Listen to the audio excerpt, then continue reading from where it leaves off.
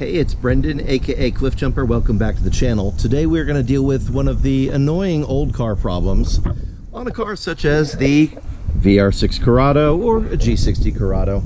Either way, when the hood struts get old, they no longer hold up the hatch as nicely as they should. And usually what you'll notice is when it's cold outside, it won't stay up. But when it's warm, like today, it's a nice sunny day, it's staying up just fine. That is a sign that the gas pressure in your hatch struts is done. So replacing these should be a pretty quick change. There's two styles of struts that come in these things. I'm going to show you how to do the replacement on both of them. So let's get into it. The one that I have on the car, this is the older style of the strut. I don't know that these are the original ones. I've probably replaced them at least once, but the older style, and I'll show you the difference when I have them off. The replacement that I'm going to be putting on is the newer style. You'll see the differences on the actual head itself with the quick change end on it.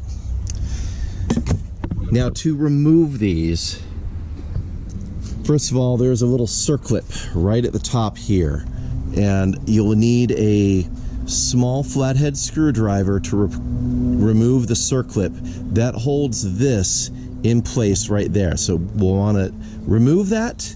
Don't lose it unless you happen to have a box of circlips hanging around. I do, but I'd like to be able to use the original piece. And then once the circlip is out, then this pin will slide out of the way, and that'll release the top part of this hatch. Now, worth mentioning that when you're doing this, you probably want to have a broomstick or something holding the hatch up, because once you remove one of these struts, there's not enough pressure to hold it in place, and the whole thing will come falling on your head. So let me get a piece of wood or something to hold it in place, and then we'll proceed. 5 minutes later. Okay, so as mentioned, right up here is a little circlip, and we are going to try to insert a flathead screwdriver. Oh, there it goes. It pops right out. There you go. This one's a little rusty, so I might try to match it up with a replacement that I have a new one and get the rusty nastiness out of there. But now that that is out of the way, I can just take some pressure off of this, and this pin should slide out theoretically. Should come out. But since it's old, oh yeah, okay, just use a little flathead convincer, and we do have it coming out. There we go. And the strut falls free. I'm going to support the hatch. So good. We shouldn't have to remove these screws. They can just stay in place. There is a 13mm fastener that is a little ball joint unit that secures it in place. If you have the old style struts like I do, then you do need to remove this to change the struts easily.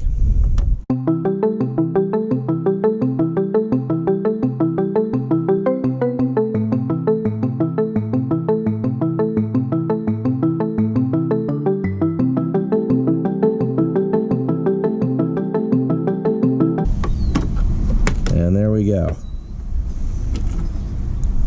Hang on to that washer. And here we see there's this little metal clip around the bottom.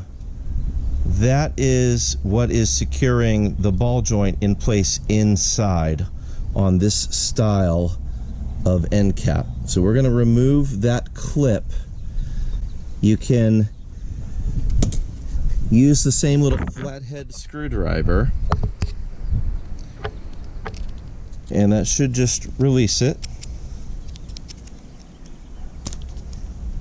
You might even be able to use it with a thumbnail, but I don't necessarily recommend the thumbnail approach. But what it does is when you do release the tension on this thing,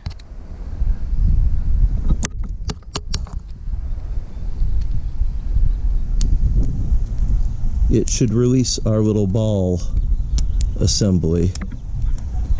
And I may even want to clamp this down in a vice grip to manipulate this a little easier, because it is wanting to fight me a bit. Theoretically, you can do this with it on with the ball joint screwed into the car, but I've not had a lot of success in that. Okay, there we go.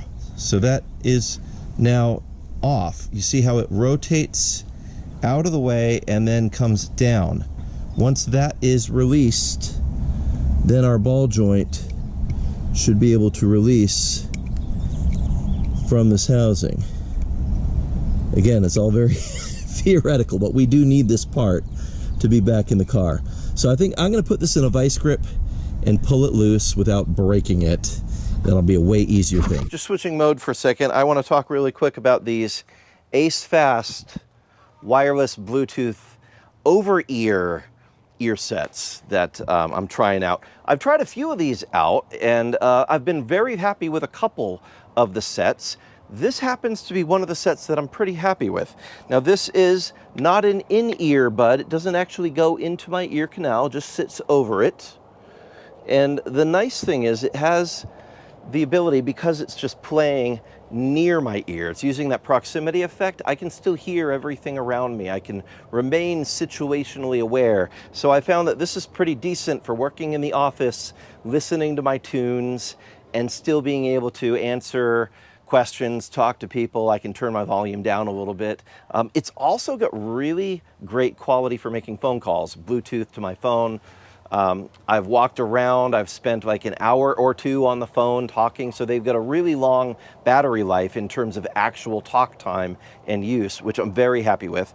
Like most of these, it does come with a case that serves as its recharger, and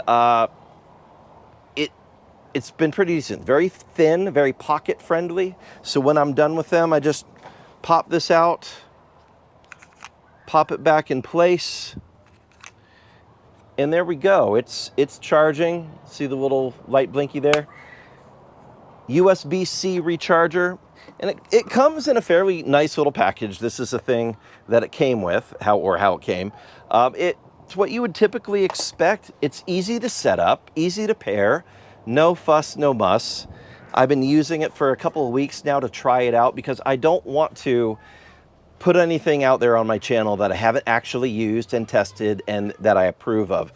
So with everything, there's always positives and negatives. So the positives are, it sounds pretty good. The sound quality is great, especially for phone calls. Very good speech intelligibility, both from my side, hearing people talking to me with these in my ears, as well as on the other side, when I'm talking to people and driving in my car, it has some decent sound noise reduction, so that I can be chatting with folks as I'm driving along in my kind of loud car, and they can still hear me, and that works out well. Outside with noises, cars driving by, helicopters, what have you, it does a pretty good job. So that's all positive. I will say this, they do have touch-sensitive controls on the outside, so depending on whether you double tap, triple tap, single tap, it does different functions.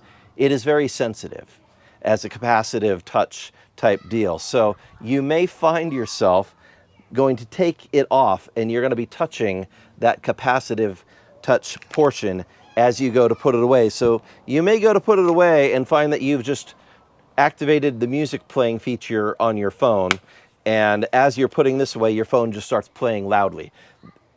If that's the worst problem that this has, then that's pretty good. I'm okay with that. And that really is the only challenge I have found with this. This is super, the form factor is great. I love this. It fits in my pocket easily. I can carry it with me. I know I'm gonna need to make a phone call later. I can keep it with me in my slacks at work. Yeah, good stuff. So like always, I'm gonna leave a link in the description. I believe that they're gonna give us a discount for all of our viewers. Check it out. And this is one of those things where again, because it is over ear, not in ear, it does not block or cancel noise on your end of the listening spectrum. It does for people who are on the other side of a phone call, but not yours. You still hear everything. So that's the benefit with this one, is that you are situationally aware of what's happening around you. The negative side is you hear what's going on around you. It's not blocking out any noise. So these are not great for like a plane flight or something where you actually want to block out flight, all the noises and ambient sound and all that. But for what they do, fantastic. Hope this helps. Link in the description. Let's get back to work.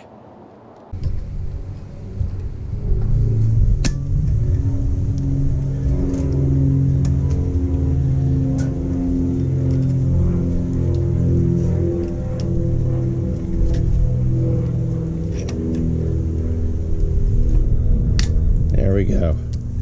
It's a little rusty because it's old, so I'm going to go ahead and clean this up first with the Dremel tool before we reuse it with the new struts. As it turns out, just a regular wire brush was enough to clear off the surface rust that's just showing up on here. So I'm just cleaning it up a little bit because we are going to reuse this. And then I'm going to put some red grease on it, and that will lubricate it, keep it from rattling around, and protect it from more rust. So that'll do.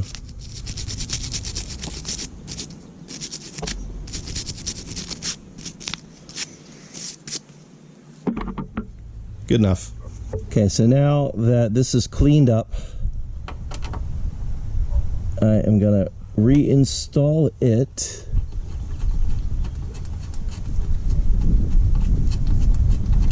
Make sure you do include the little washer that came with it there. Get that snugged down. Does not need to be Kung Fu Voodoo Monkey Death Grip, just tight. And on the end of the new struts, you'll see they're a different style. They are just an easy snap-on, so I can just push this onto that ball. Now I have put some red grease in there, so it'll be lubed. And I can just snap that right on. Done.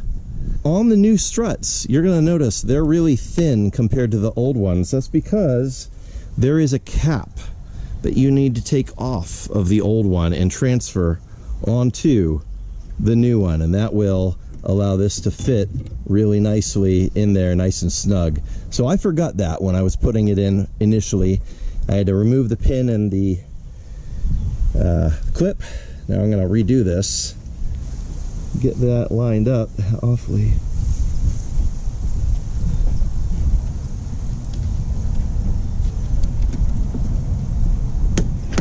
There we go. A little wiggling, and there we're through. Now I can put the clip back in. Done.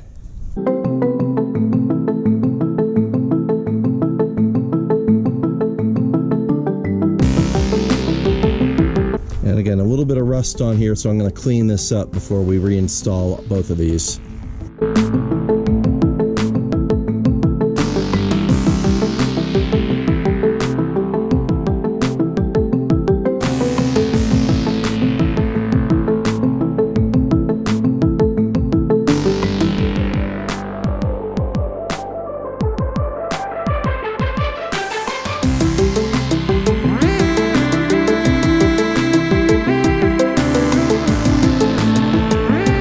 Oh my gosh, actually that's way stronger.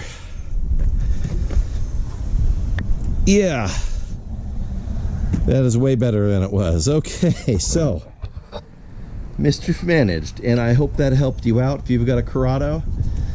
Yeah, just my pro tip here is do not try to remove these screws for the bases. Do not try to remove the screws for the bases.